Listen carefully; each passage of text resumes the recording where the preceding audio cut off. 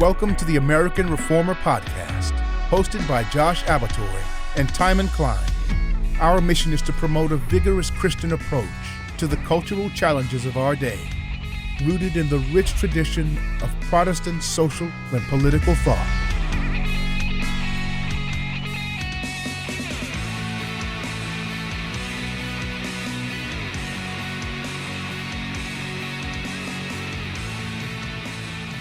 Okay, welcome back, everyone, to the American Reformer Podcast.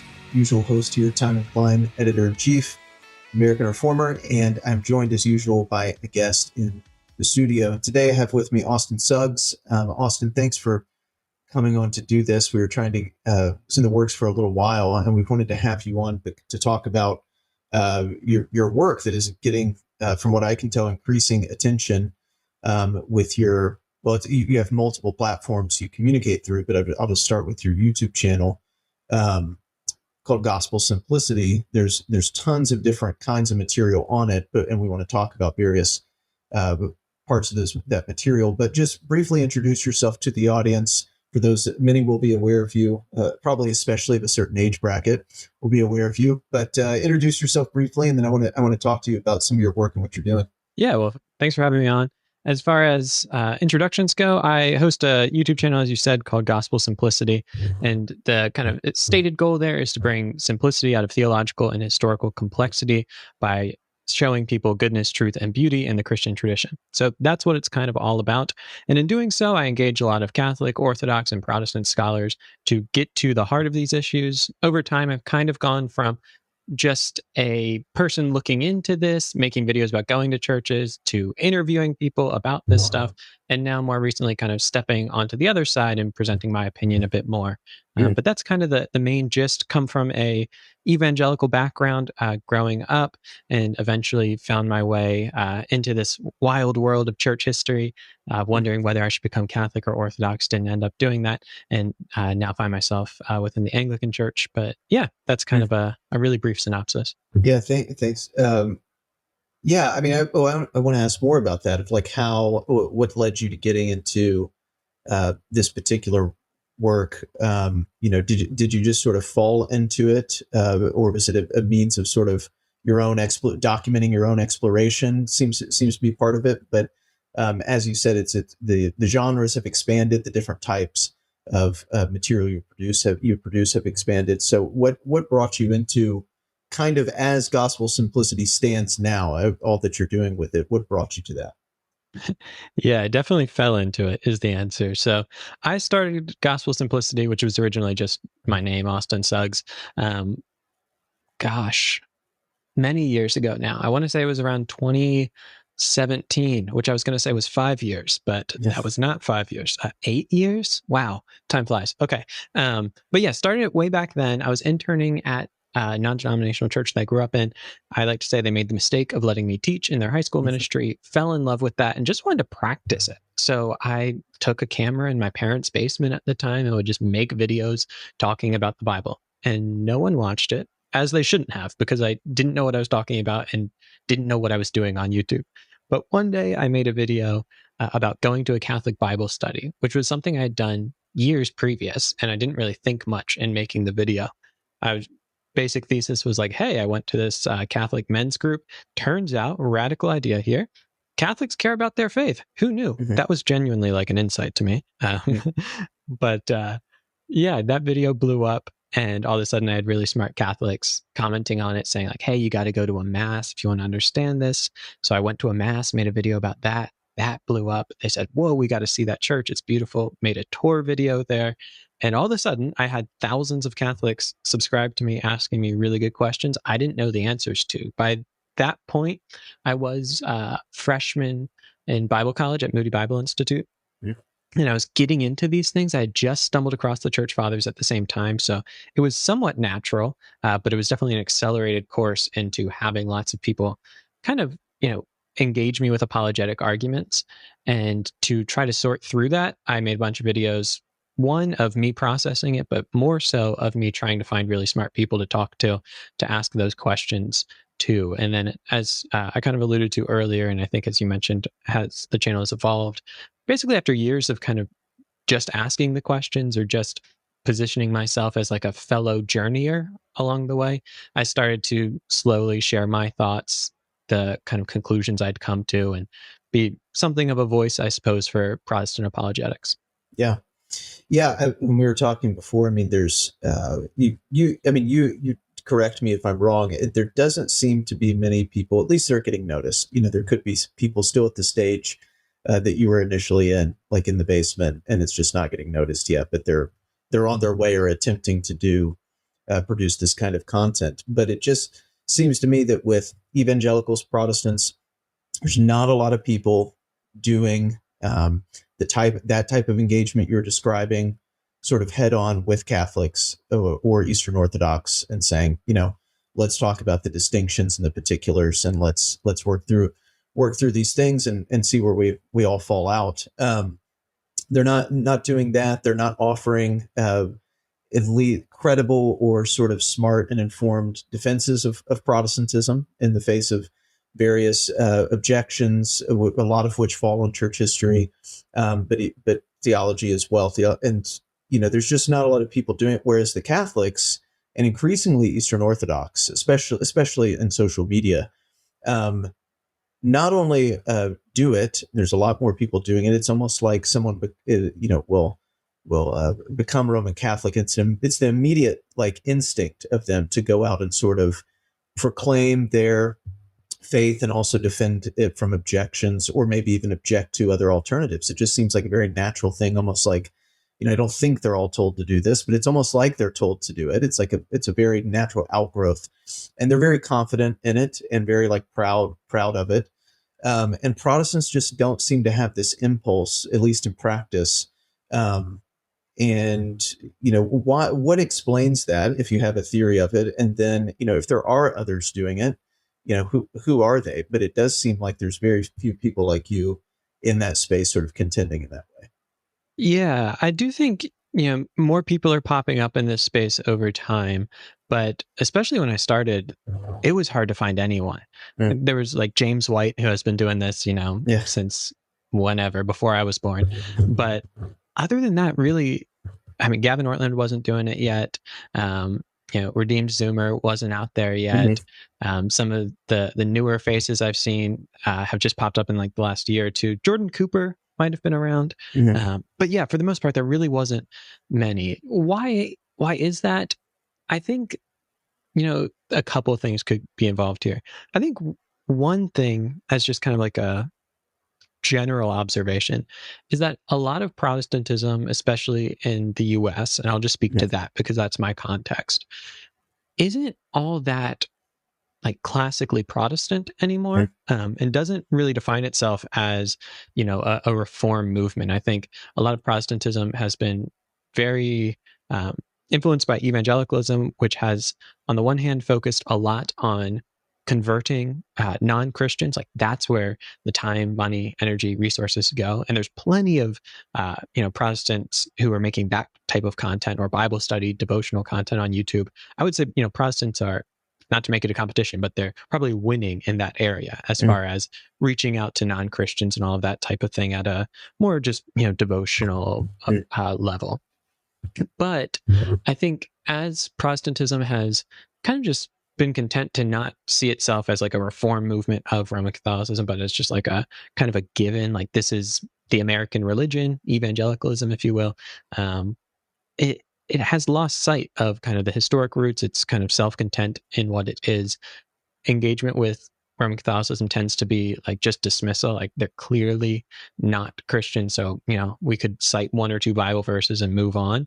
And that type of stuff isn't going to be taken too seriously by really informed Catholics. Whereas I think within the Catholic sphere, there's been a lot more time, money, energy, resources pumped into converting Protestants to Catholicism.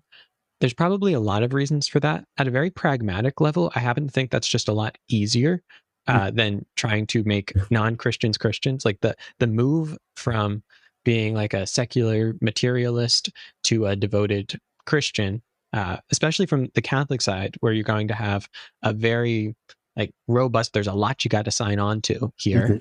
It's not a minimalist kind of view of being Christian. I think that's harder than saying, hey, you're a committed evangelical. Let me tell you these things that, your tradition hasn't done a good job of kind of catechizing you with church history.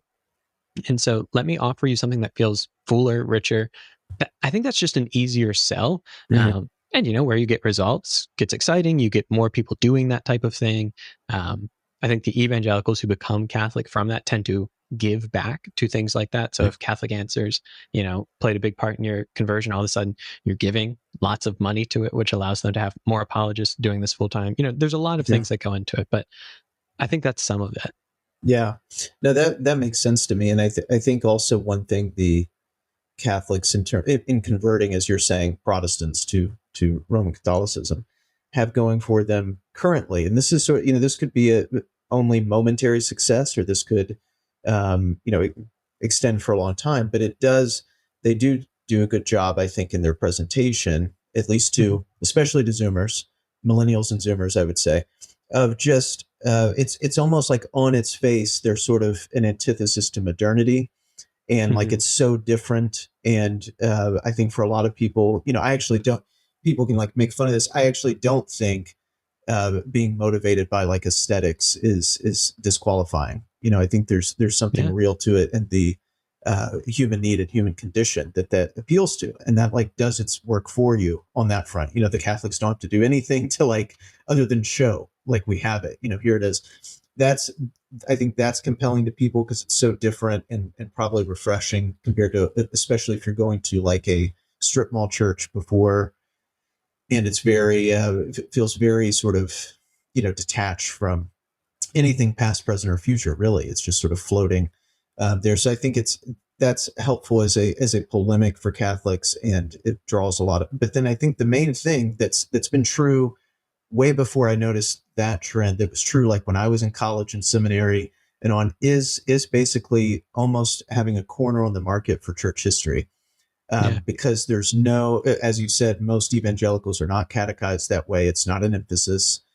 There may be passing references to it, but it's not definitive for evangelicals. And so it's very compelling when you're confronted not just with Roman Catholics leaning on or caring about their history a lot, but also when they're able to cite things that may contradict your sort of evangelical assumptions. And then you feel like, well, I've been lied to about everything, and your sort of trust, mental map of who to trust and what to trust just totally shifts. And there's an immediate, I think, sort of move there that gets you a lot of the way towards Rome, especially because there's no one along the way sort of contending in any sort of opposition on behalf of Protestantism, because, as we said, the very people that were supposed to catechize you, and you in it did not. So what does it look like for you then? Because I do think that's a lot of the battleground, to sort of get into that yourself and prepare yourself for engaging publicly. If you are going to invite Catholics to come basically raise questions and even debate you, even if it's friendly, there's certainly plenty of Roman Catholics like online that have, cute quips that are like easily demolished. But if people actually know what they're talking about with Roman Catholics, it's not the case. They do know much of what they're talking about, even if we disagree or they're wrong. It's not like they are, showing up cold turkey. So what's it look like for you as a way of sort of, encouraging others to do the same? What's it look like for you to get into church history yourself and sort of prepare yourself to be able to engage, your opponents, as it were, even friendly opponents in this space? Great question. I think there's a couple layers to it.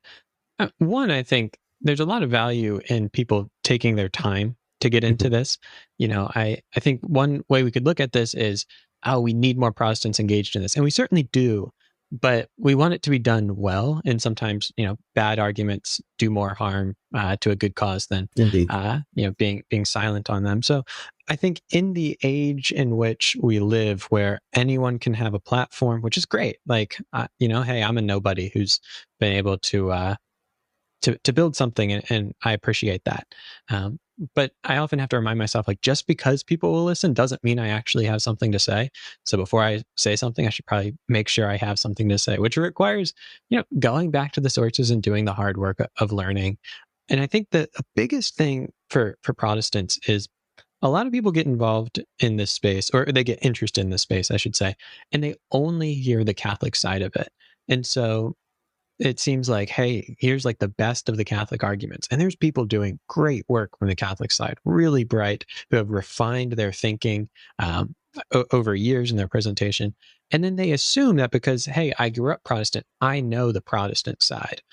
But I find so many people don't know kind of the depth of the historic Protestant side. So I think there's kind of a twofold part to this. On the one hand, it's, if you're interested in church history, go back and read the fathers, read the sources. But also, because I think a lot of people are saying, yeah, I'm doing that. But the kind of interpretive lenses they're given, or kind of the theories of development, the theories of how to make sense of this data and put it together, the kind of theological frameworks, they're only getting from the Catholic side. Whereas I would encourage people to also kind of see how some of the best Protestant thinkers have looked at this same data and come to different conclusions. I was reading Philip Schaff's Principle of Protestantism this morning, and going to someone like that who's a real, solid historian. If people don't know Philip Schaff, but they recognize those ante-Nicene and post-Nicene fathers, that's the guy. Okay, yeah. Editor for those.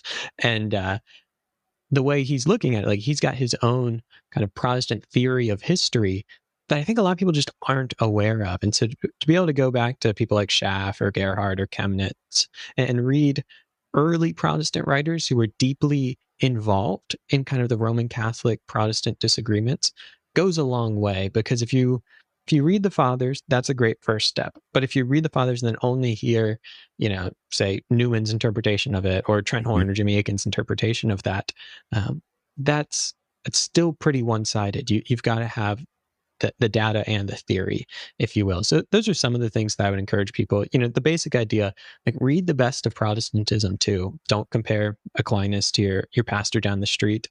And I think understand what is uniquely Roman Catholic and what is shared. Because I think something that happens a lot is that people get interested in church history, and I'm glad they do.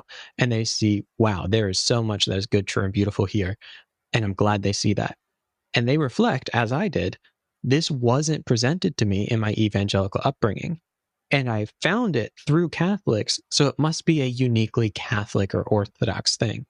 But as you go back through Protestant sources, you see, like, hey, if you want a high view of the liturgy, a high view of the sacraments, a deep theology of union with Christ, and all of these things, those are native to Protestantism as well. So find where the real disagreement arose, because I think people say, ooh, all that attractive stuff must be Catholic, and I'll just have to deal with the things that I'm still uncomfortable with it, be it, the intercession of the saints, Mary, indulgences, purgatory, things like this, because they're like, the good stuff outweighs the bad.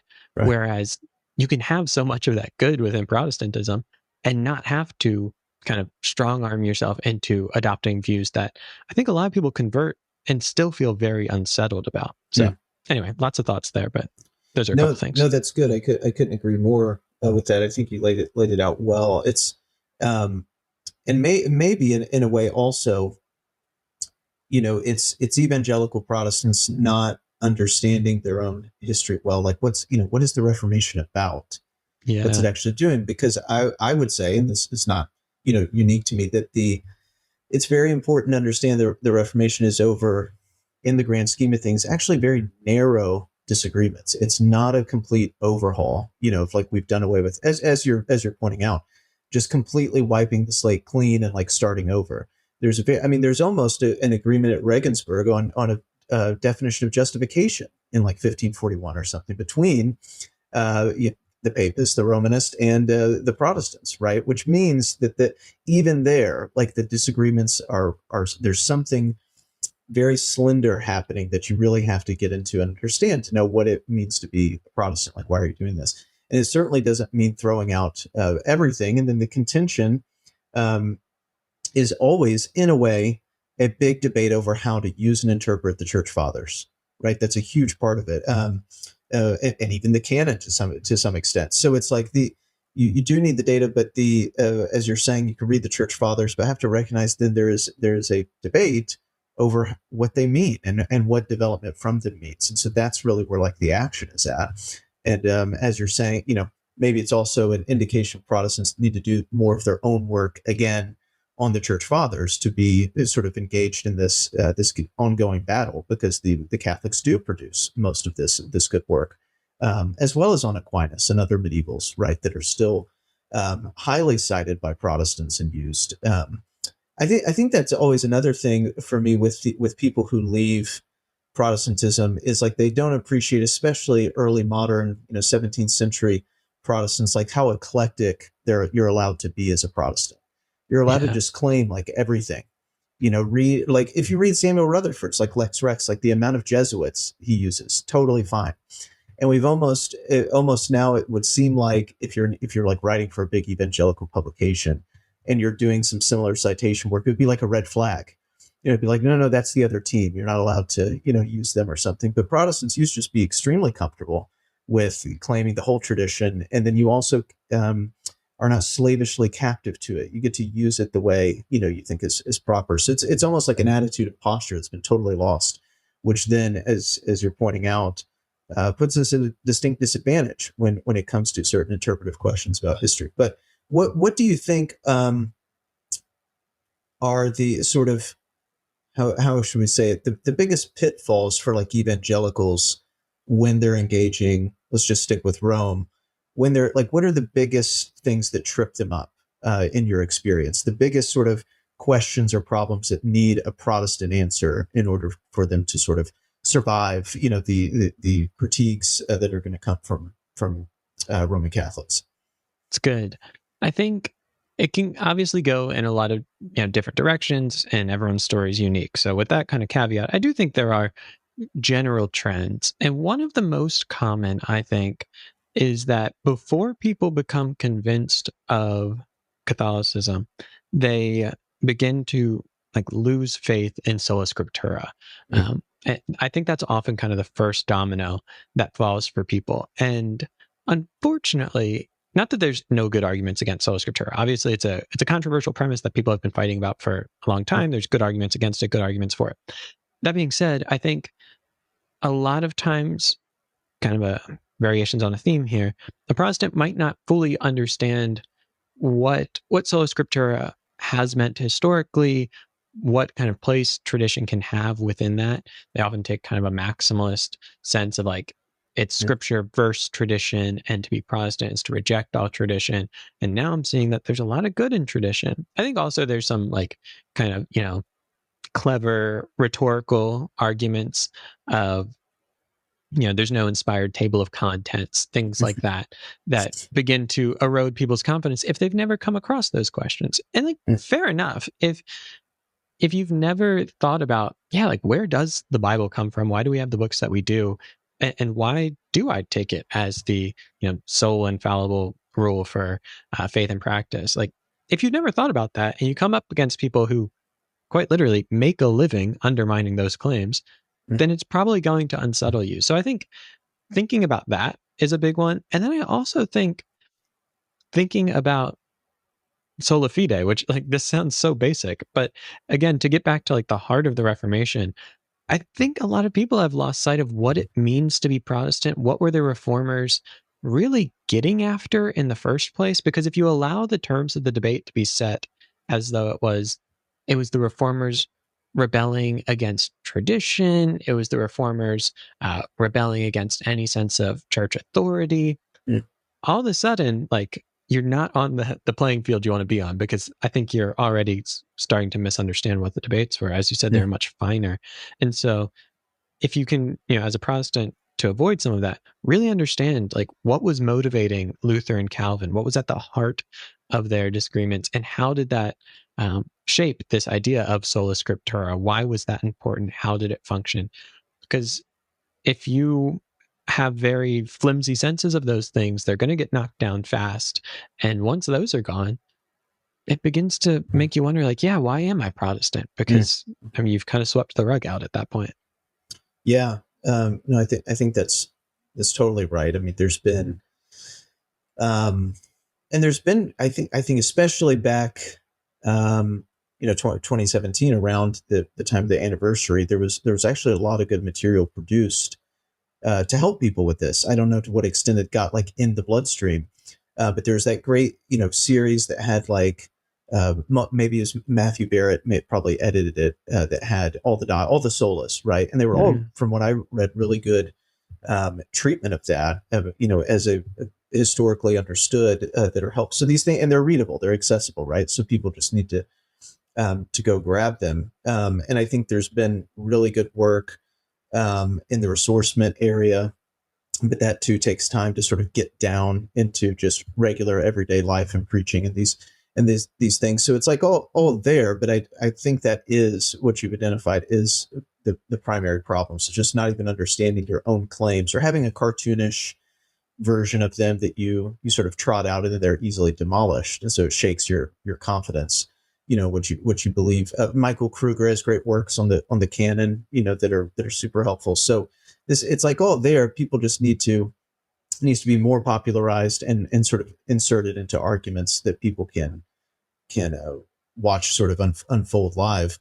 The thing with tradition in general, I mean, how is it that when you're producing your material, talk about the relationship between tradition and these doctrines, or as Protestants would employ and use tradition, as opposed to, a Roman Catholic approach, at least as they present it? Yeah, there's a lot of different ways we could go about this. One distinction that goes back very far in Protestant circles is the distinction between like a ministerial use of tradition and a magisterial use. So, on a magisterial level, is this going to be a fundamental source of doctrine and a standard of doctrine simultaneously? So, is tradition capable of being this thing against which we say, like, hey, if it's in the tradition, it must be true, and we can claim that something is coming from the tradition separate from scripture and is kind of a litmus test already for its validity? That Protestants have historically said, no, like tradition is not this second stream that's on equal weight with scripture. That's kind of has a self-authenticating authority as scripture does. But on the ministerial level, the traditional way of thinking of this is like, essentially, tradition's a great help in our theology, and that we shouldn't take it lightly. So, I mean, the basic idea is, as I'm thinking about doing theology generally, as I think about systematic theology, you're pulling from, of course, scripture, right? And exegesis is going to be at the foundation, but you're going to try to make use of philosophy as well as you try to correlate different scriptural verses, right? As you try to make sense of what does it actually mean when we say something like this. And then I often think of historical theology as a way of seeing my own blind spots. So if I'm doing like a Bible study and I find myself, I'm coming to this conclusion, I'll go back through. I use Logos Bible software, and you can kind of get a lot of what the church fathers are saying on these passages and see like, they're all coming to a different conclusion than me. And I think that's a good time to pause and say, that doesn't mean it's wrong. Like the reformers are at times going to say, like, you know what? The fathers just misinterpreted this verse, but they're going to give reasons for it. So that's not out of question, but it should give us like a serious sense of, maybe I'm missing something. So what are they seeing that I'm not seeing? And that's the way that tradition can kind of serve as a way of helping our theology, but not being the end all be all. So I think that's a general sense, as well as just really being inspired by the history of the church. Most of the mainstream reformers were very keen to engage with the tradition, to learn from them, to see what they were seeing, while simultaneously saying, like, we have a seat at the table too. When an image I like to use of kind of interpretation is as though we get to sit at this giant table with incredible voices that have gone before us, and we've all got the text open in front of us. And if I sat at a table with St. Augustine, I'd probably want to listen more than I spoke. But I do get to sit at the table. Like, we all get to sit there in a sense. So we should have the tradition ringing in our ears, but not to the but that shouldn't kind of keep us from ever thinking that we have something to say as well. Yeah, I think that's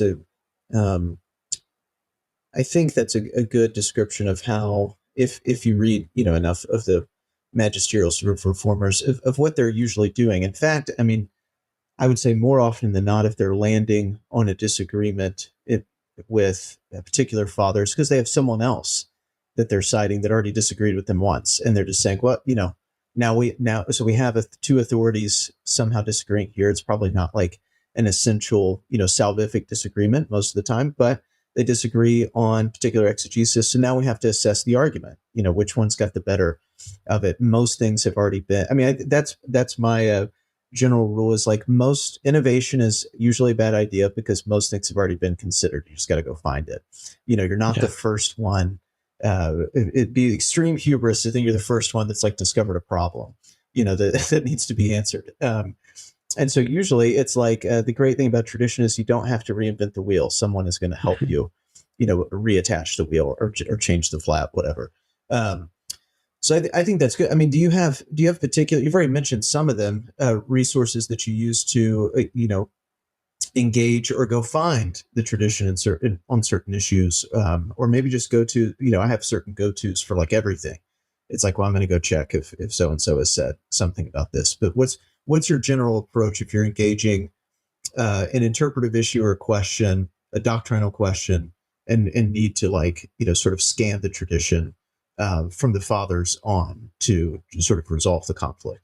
It depends on the nature of the question, whether it's like a systematics question or an interpretive question. So as far as just, if I'm doing like a Bible study, which I do on my channel at times, I've been going through the Sermon on the Mount, for instance, and I love going to Chrysostom's homilies, one, because there's a million of them, and they're readily available, and just to get a sense of how he's interpreting it.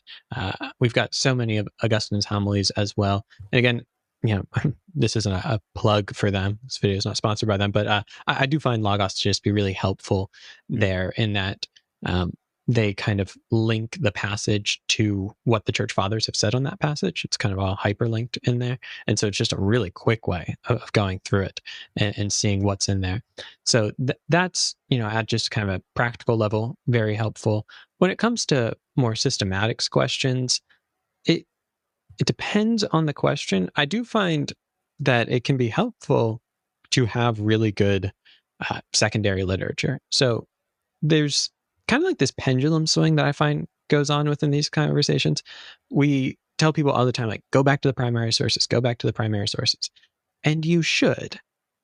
At the same time, just like the hubris of assuming that no one's talked about it, you're also not the first person to consult the fathers. So if you're looking into something like Sola Scriptura or Sola Fide, there have been really good Protestants who have done a lot of work to look at the fathers. And I'm not saying you kind of stop there, but when we say like the fathers, we have to realize we're talking about a massive corpus of literature.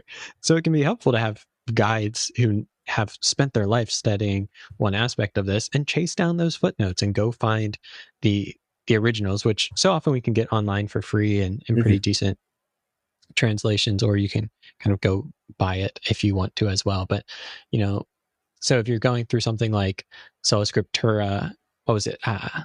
Webster, I think there's like a 3-volume set on Sola Scriptura, and there's a really good edition. I think it was by William Webster, that has just a ton of kind of quotes from the fathers. Now, I will say I'm often kind of skeptical of books that are nothing but like lists of quotes, but at least it gives you a sense of, okay, here's some people to go look at, because like we shouldn't kid ourselves in thinking that we've mastered the fathers. I mean, we haven't mastered the fathers that are available in English, or even if you read Greek as well, you probably haven't mastered English and Greek and Syriac and all. So be realistic, like take the helps that are available to you. But that's kind of broadly how I go about it. I could maybe get more in the weeds if you'd like, but that's a start. No, that's really, we don't want to be totally reliant on our own Protestant versions of like Lombard sentences, but Lombard takes way too much flack. It's useful to use him at least as a starting point. I think another quite, we've already talked about like the pitfalls for evangelicals, certain doctrinal areas they need to, that are their own position, ostensible position that they need to master better. They have a better handle on their own, the solas, whatever you want to say. Probably their own confessions as well are always a good thing to look at. What though, from your experience in producing your own media, what are the things that seem to attract the most attention though? So it may not even necessarily be what evangelicals, broadly speaking, need, but what are the things that seem to attract engagement and attention when you're engaging, especially with Eastern Orthodox or Roman Catholic arguments and polemics that may, sort of expose another need or things that people are like hungry for to see done or to have certain questions answered. If that question makes sense to you. Oh, it certainly does. There's different levels because what's going to interest one audience might not interest another. So, I've done a lot of just experiential type stuff of, hey, look at this church. Like, this is really interesting. And there's a big audience for that. A lot of my most popular videos are church tours and things like that. And so I think at the very basic level, there's an interest from people to be exposed to traditions outside of their own. But if we're trying to answer the kind of Protestant need to engage with these things, I think there's a couple of things that are helpful. One is, it's not the most exciting answer, but going back to some of the things that we've already talked about. As a content creator, I like to think, what are the questions that are in my audience's head? Like, what is keeping them up at night? And how can I make something that's really helpful for their unique problems?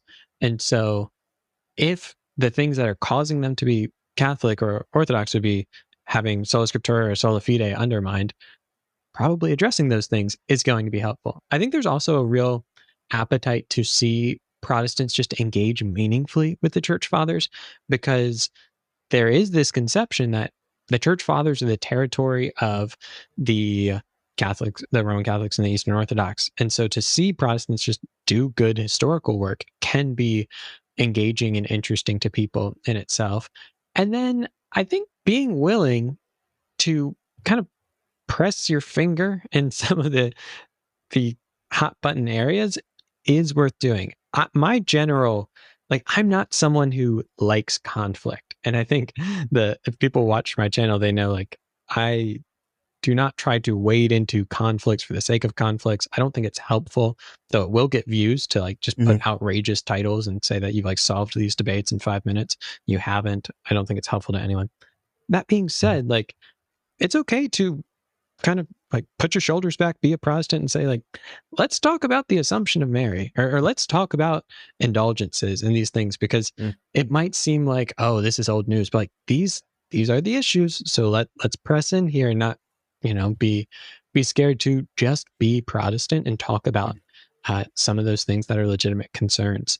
So yeah, I think, there's appetite for that kind of stuff. And then I've found as well, there's appetite to see real people engage in respectful, meaningful, but spirited dialogues across these debates. We talk so much about how much we all live in echo chambers today. So much of our lives is spent just online with people who agree with us. So I think seeing people sit down and have conversations that allow you to get a sense of, oh, this is where the nub of the disagreement is, can be really helpful for people as well. When I have interviews or host dialogues, I like to think, I want to essentially create the situation that my audience would love to be in. So if they would love to sit down with this person, or they would love to be in the room when these two people talked, well, how can I help make that happen, at least in a partial way?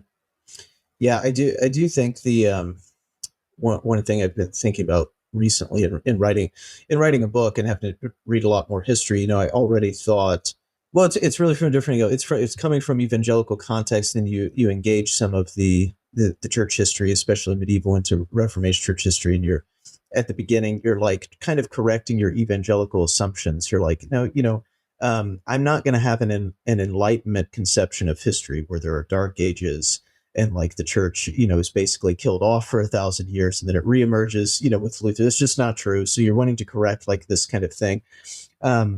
And you're wanting to control too for the discrepancies between Roman Catholicism prior to the Vatican councils. Things change, all this stuff. But then also, think something that's maybe, I guess, more proudly Protestant and confident that way is, yeah, the reformers were and lots of other people, even Remainers, people that didn't join the Exodus, had total justification in being upset about a lot of crazy stuff that was happening, especially the sort of high medieval papacy, however we periodize that. Lots of wild stuff, is happening. So once you have that sort of ammunition that's just like factually true, it's very easy to use that as like, to start asking the questions yourself of Catholics rather than the other way around. I mean, like, okay, we can talk about official dogma, but like, let's also talk about the pastoral side of these things too. And this is a disaster. So, Protestants weren't, trying to usher in the ills of modernity. They had a right to be, very upset, and people had been for hundreds of years, and crazy stuff happened. So, like, let's talk about that. Which is just a usefulness of church history. It's these things didn't happen for no reason. I guess is the point. And notably, much of that was cleaned up afterwards in the sort of Counter Reformation onward. By Rome because of the, from their perspective, disaster of losing half of Europe. So I think that's the usefulness of getting into church history without the Catholic lens on top of it, and then having something to engage back with, I guess I would say, as a justification for your own position, rather than letting Roman Catholics sort of always set the table, and then engaging sort of on their terms. So I think I want Protestants to do more of that as well. Be like, okay, let's raise the initial questions again. You already mentioned indulgences and these things. I mean, even if you had a interesting sort of doctrinal defense of indulgences, which you can't develop, let's look at like the impetus for them actually on the ground. Not exactly honorable from what I can tell, at least as they existed under Leo at the time of Reformation. These are not, this is not great things happening. You guys also recognize not great popes in the Renaissance and the Avignon papacy, right? Like, things are not going well. So let's talk about these, ecclesial issues also, not just the doctrinal ones. So I think all that's very helpful. What has been, from your view, though, that diatribe aside of like somewhat self-indulgent, no pun intended, but the what's been, from your view, on the flip side, the most successful sort of engagement style or content you've produced in with Roman Catholics themselves or Eastern Orthodox, as sort of like the most appreciated or effective type of engagement with them, where they have to at least appreciate the attempt and the conversations or debates, but then also might even be successful in giving them pause, of saying, oh, that is something that's a sort of unanswered question for myself, or needs to be engaged more by Roman Catholics. So yeah, what's this other side of success, we might call it, from your perspective and what you've done so far? Yeah, and I just want to say, I know you described it as kind of a diatribe, but I think it is really helpful, and I think there's a real value in distinguishing theology and church history as the difference between like a history of ideas, which so much of this space is involved in, and a more concrete history, like actually getting to the nitty gritty of, like, let's look at the acts of the ecumenical councils. Like, even if I agreed with this conclusion, let's say, like, this was a mess. Like, we can be honest about that kind of stuff, right? And I think Protestants have the most ability to look at history and be like, guys, like, I know we've got this idealistic sense on the one hand, but like, let's talk about when there were 3 popes. Like, what do we do with that? So anyway, all that to say, I think that's good and worthwhile to engage in. Back to your question. I think, one video I'd say that I'm proud of that I made was a video titled like Sola Scriptura Isn't Crazy or something like that. And the whole frame of the video was going through 4 or 5, I forget how many, common objections to Sola Scriptura and offering a way to respond to that. And I think that met the felt need of kind of couching this within the world of, you're probably like watching all of this Catholic apologetics and you've heard all of these talking points about Sola Scriptura and they sound cogent. So what do we do with that as a Protestant? And being able to say, hey, this objection fails because of this reason, or hey, this objection is interesting, but it actually doesn't get to, a properly defined sense of Sola Scriptura and going through. And I had pretty good feedback on that, as far as people being like, hey, that's really interesting. I never thought about how this is, maybe missing the mark. And even, feedback I love to get, even if it's from a Catholic, of like, you didn't change my mind, but you did convince me that the arguments I thought worked didn't work, or now I feel like I understand Sola Scriptura better. That's a win to me. But then to have Protestants say like, wow, yeah, never thought of it like that. That makes a lot of sense. super helpful. At a more, even more accessible, popular level than that, I've done videos where I go through like, hey, here's some things that Protestants or Catholics should probably just stop saying because they're not true. Like, it's just a caricature. And so that's often kind of the first level of going through some of that, like, that this is a caricature. This doesn't touch what actual Protestants or Catholics teach. Then going kind of a step further of here's why certain arguments don't work. Let's try to get more conceptual clarity. Out of that video, I did a dialogue with Jimmy Akin, which was one of my first like forays into, hey, I'm not just going to interview Jimmy Akin and let him share his side, but he made a response video to me. We're going to sit down and talk about where we agree and disagree. So I was overall pleased with how that went, but that was kind of a new layer for me to kind of step into the ring in that way. I think another example that I'm fond of and I think was successful was doing a video on just tracing the history of the doctrine of no salvation outside the church and setting up kind of premises at the beginning of, hey, the Catholic Church says dogmas cannot change over time. Like, this is Vatican I. This is what it says. Okay. The Catholic Church has taught in the past that there is no salvation outside the church.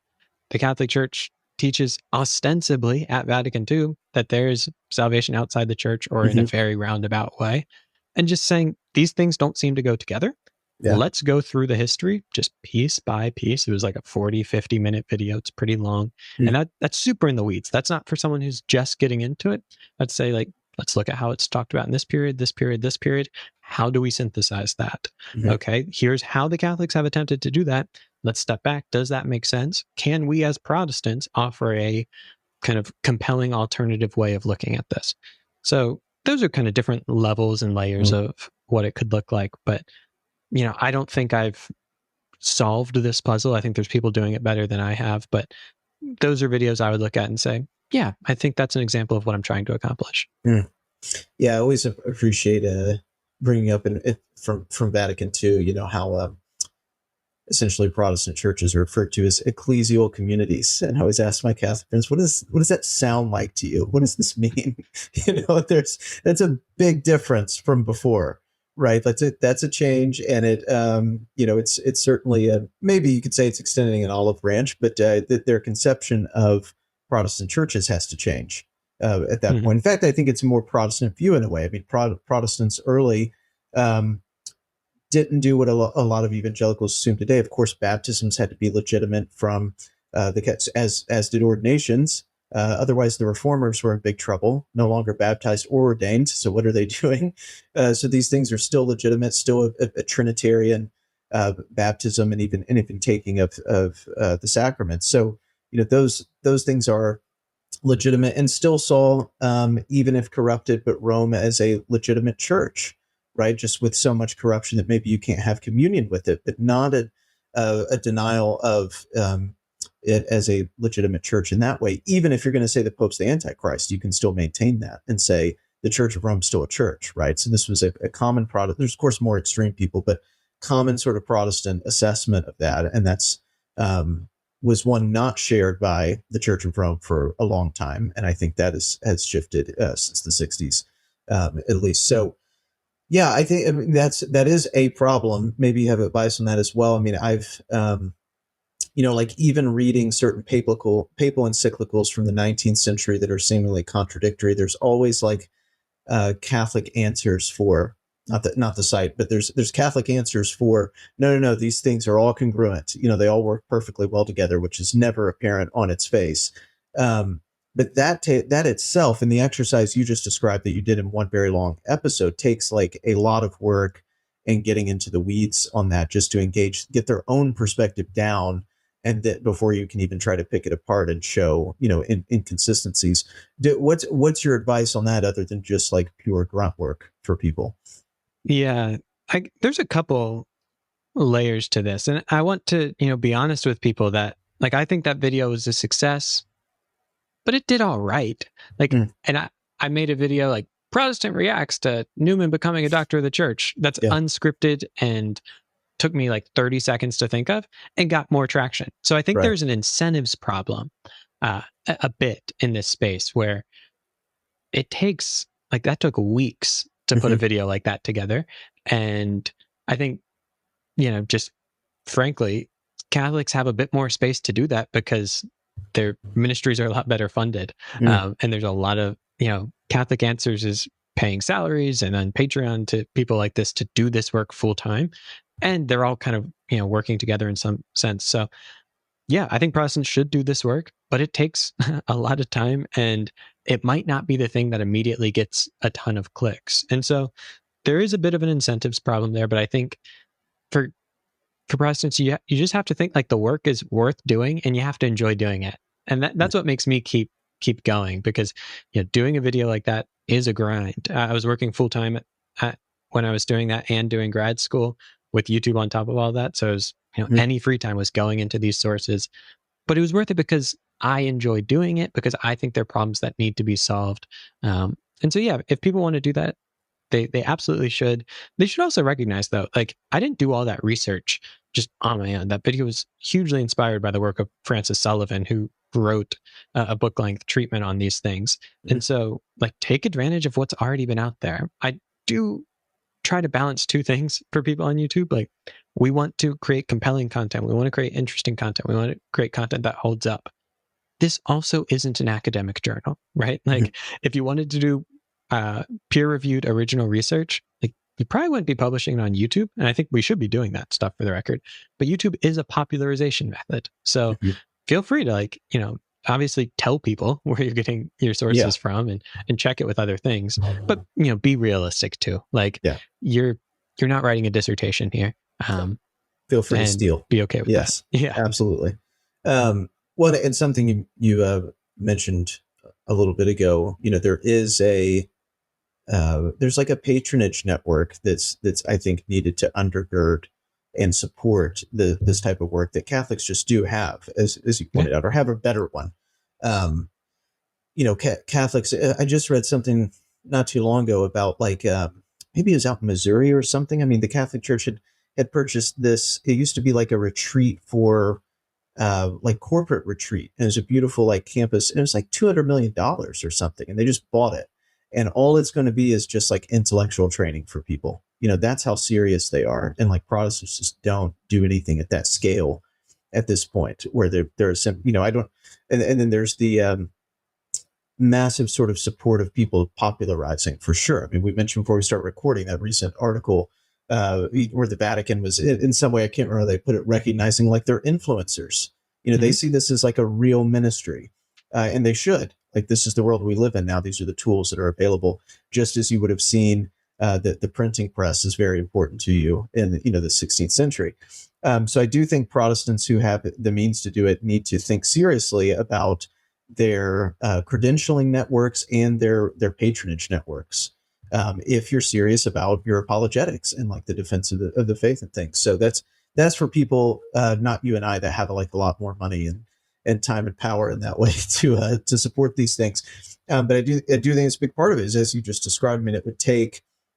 I do think it's essential for people to do it well, to really like what they're doing and be passionate about the subjects. But it shouldn't be that the model for everyone is, hey, to get this done, you have to work full time, do grad school, and do YouTube, like, at night. That's the only way. Like, that's just not a sustainable model to get lots of people doing this in a capable and informed way, right? That has to be someone who's just really dedicated, and that's not going to be possible for everyone.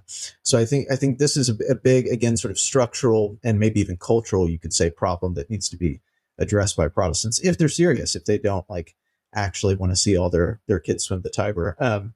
There is, which I think to some extent has been exaggerated, but Aaron Wren's written a lot of stuff on this that's very helpful, where there's other things that are motivators for people than just, like, the doctrine. The doctrine should be there, but there's, like, the pull of, like, status, and of also, like, real sort of intellectual formation, and then also, like, strong sort of thick communities are things that all the Catholics are, like, overperforming on across the board. And I think their apologetics is a big part of that. But in any case, where do you see, are you encouraged by, like, what you're seeing, though, in the responses to the content you're producing from Protestants in particular? Are you encouraged and think, things are better than they were 5 years ago in terms of just, obviously it's anecdotal and it's only what you're able to see, but that's what we want to hear about, people who are out there kind of in the space. Is there improvement in cause for like optimism with Protestants just getting more serious in this way, either through consuming your content or doing their own or consuming someone else's content and sort of getting in the game a little bit more? Yeah, I think from the Protestant side, there is a lot to be encouraged by. I think, one, there's more people engaged in this work now and that are kind of beginning to take up the mantle. I had someone reach out to me. He was Catholic. He did a response actually to the Sola Scriptura video that I did, a written response on Substack. And he described it as, it seems like there's starting to dawn like a new Protestant apologetics dojo is the language he used. And I loved that because he was talking about, Catholics are like a couple decades ahead in that they've had the dojo of Catholic answers where they've been working for years to refine their arguments, their presentation, the style, and it's worked. And it's in that context that apologists can come up and start to put forth arguments, see where they aren't as good, refine them, get better, iron sharpening iron within the community. And I think slowly we're starting to see something like that form in Protestantism. We're definitely still behind structurally, just numerically, all of these things. But I think we're starting to see people step up, have these conversations, and do it better. And one of the things that encourages me as far as comments is I do see a lot of people who have started to say, hey, I almost became Catholic or Orthodox, but because of people in this space, I won't credit myself. I'll say, they watched someone like Gavin Ortland and they said, well, I'm going to put the brakes on. And then in that experience, they begin to see, wait, because they waited long enough, there's actually all of these holes here. There's all these things I wasn't considering. I was going to just swim the Tiber right away. But now I see that I wasn't considering all of these other things. And I'm getting to know Protestantism, and they're becoming more proud to be Protestant. They're understanding the issues a little better.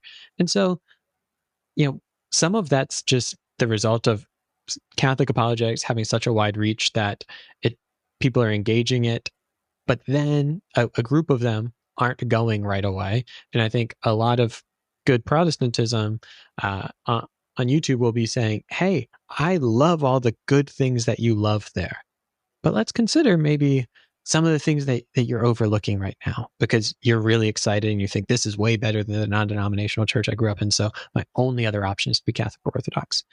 And then as people get to see, oh, wait, there's real value in the Protestant tradition as well, I think we'll start to see it go a little bit further. I'll also note, something that I've been glad to see is some people kind of I don't like using like combat metaphors, but I guess rising to the challenge of there's so much content of like, I was Protestant and now I'm Catholic.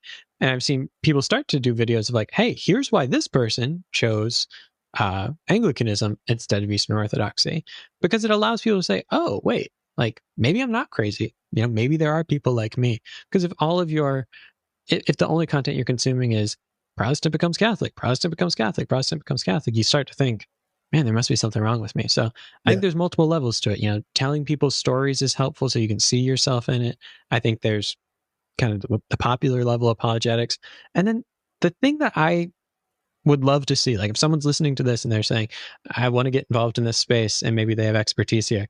What I still think is missing is more just like really deep engagement with Protestant sources in these conversations. You might have channels out there about Calvin, but it's just about like within Protestantism. But I think if we could have people who are, bringing back, like I said, Chemnitz or Johann Gerhard or Philip Schaff or, all just getting into the reformers themselves and the kind of next generation of Protestant scholastics. I don't know. It's niche. There's probably not enough incentives right now to get people to do it super viably, but I think that's an area that Protestantism could kind of begin to expand into a little more. Yeah, I do. I mean, you said something. It's funny that evangelicals they haven't already captured almost just like accidentally the sort of testimonial genre of because like if you grew up in a low church like evangelicalism, like testimonies are very natural. you give them all the time at church. People, it's very like expected in a way. But those I think are powerful from Catholics. But there's sort of the story. You're giving a story, right? And like the story is going to resonate with certain people. You're putting a face to it. It's just like there's a compelling aspect to that if people are already sort of teetering, and it makes you feel like you're not alone in doing so, and like it makes it that much more easy to just sort of give up the ghost as it were in that way and be like, fine, I'm sold. So it's funny that Protestants haven't done more of that. I think you did a video recently. It's like why I am or still am Protestant. Something like that I think is totally needed. It may not like scratch all our intellectual itches for certain of us that's what's compelling to us. But I think broadly speaking, like that is most encouraging to people probably to see that kind of material put out. It's also true for myself. Like the thing that I never had like a true flirtation with Rome, but when you're encountering stuff is, probably seminary time, encountering stuff, like you start thinking about, there's more options out there, right? And you start thinking about these and trying to figure out why you're Protestant. It was doing that, but also being around people who you respect and are, have considered things more than you have and are smart, but are just really proud to be Protestants, right? That's a rare kind of thing to encounter, and it almost manifests itself like the energy. Protestant pride, as I like to say, is lacking with people. It's like if you're going to be something, just be proud of it. And Roman Catholics are very proud to be Roman Catholic. Like they think it's great. And Protestants, if you're going to be one, you should be the same way. This is not some violation of like 1990s ecumenism that the evangelicals have to like be very deferential and the Catholics get to be proud. It's like, if you're going to do it, or just go ahead and swim the Tiber, like, be proud of it. So I think seeing people do that as well, the testimonies, giving reasons in a sort of narrative form, but then also just exhibiting like a pride and confidence is the sort of compelling material people need to give themselves confidence, because most people are looking for that and don't have time to get into all the weeds. But all that to say, the intellectual side still has to chug along also, because it's upstream of everything else. But Austin, thank you you've been generous with your time, and we've kind of been all over the place, but I appreciate you entertaining these questions in this conversation. Any sort of parting thoughts or comments you want to add about the work you're doing, any of the topics we've briefly covered, or maybe something we didn't cover and should have that you just want to plug? Yeah, well, first of all, this has been an absolute joy. Thanks for having me on. Always happy to talk about and think about these things. I mean, it's what's always rattling around in my head. So you allow me to get some of those thoughts out, and grateful for that. I think we've covered a lot of ground, and I guess, if someone's listening, I would encourage them along the lines of what you were just saying. Know why you're Protestant, and if you're going to stay Protestant, like, be proud of that. Recognize the best parts of that, and offer like a winsome Protestantism. I think that idea is so often kind of presented to us, in various Catholic or Orthodox personalities, that it's like, hey, I, converted, and now like life is great, and I love the culture of it. I'm embracing all of it. And I think, offer a winsome Protestantism to people of like, hey, yeah, I'm Protestant and I love this about it. I love my liturgy. I love my church community, whatever it is. Like, just don't be afraid to genuinely like grasp it with both arms and enjoy it. And, don't hide that, I suppose. But yeah, other than that, I encourage people to just keep asking good questions, keep searching for the best answers you can find. And I guess if anyone's listening to this and they're kind of in the midst of that, like feeling really disoriented by it all, I want to say, I get how, making it to a place where you're proud to be Protestant feels a million miles away. And don't be afraid to like go slow, be patient with yourself. These are huge topics, and you're not going to have all the answers overnight. So I just always like to, remind people to give themselves space, to not freak out over each question. They're big questions, they're important questions, but there is more to life than settling various intellectual questions in your head. So give yourself time, give yourself grace to go along the way, and to just be a human in the midst of all of that. As far as content or anything like that, people can find me on YouTube, Gospel Simplicity, as well as I do some writing on Substack, just my name, Austin Suggs. But yeah, to everyone listening, thanks so much for spending the time with us.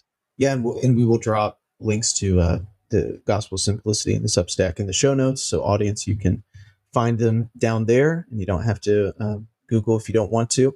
So we'll drop them there. And Austin, thank you again for coming on and talking to us about this. I think you're the first person we've talked to about these sorts of topics, and I think you're one of the few doing it well. So I do encourage everyone to actually go check out the content. It's not just a courtesy; it is helpful, and it is well done. So do check it out. And listener, thank you as always for tuning in. Do subscribe and all that. Till next time, God bless.